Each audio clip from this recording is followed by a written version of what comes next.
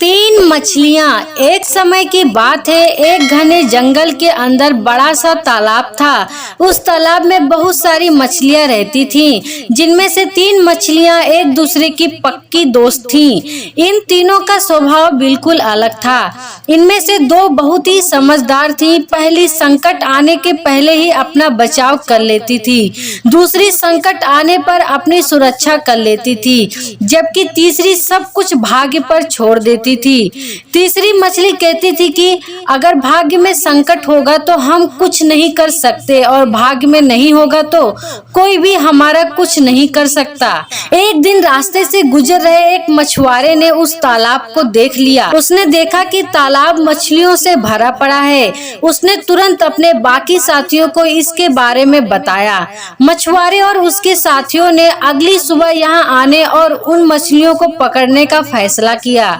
लेकिन मछली ने मछुआरे और उसके साथियों के बीच की बात सुन ली थी। उसने तुरंत तालाब में रहने वाली सभी मछलियों को इकट्ठा कर लिया और सारी बात बता दी।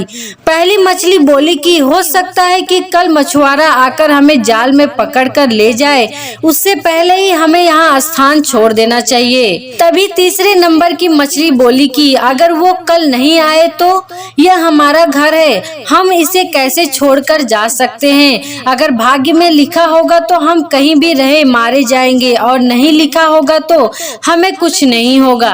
कुछ मछलियों ने तीसरे नंबर की मछली की बात मान ली और वहीं रुक गईं।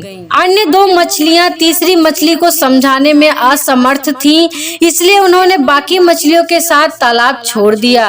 अगले दिन मछुआरे और उसके साथियों ने अपना जाल डाला। जो मछलियां रह गई थी वे सभी पकड़ी गईं। जो मछलियां भाग गई थी उन सभी का जान बच गया। जो मछलियां भाग गई थी उन सभी की जान बच गई और जो तालाब में रुक गई थी वे सभी मछुआरों के द्वारा पकड़ ली गईं। मछुआरे ने उन्हें एक टोकरे में डाल दिया जहां सभी तड़प तड़प के मर गईं। दोस्तों, इस कहानी से क्या सीख मिलती है? हमें कभी भी भाग्य के भरोसे नहीं रहना चाहिए। संकट आने के पहले ही उसे दूर करने का उपाय सोचकर रखना चाहिए।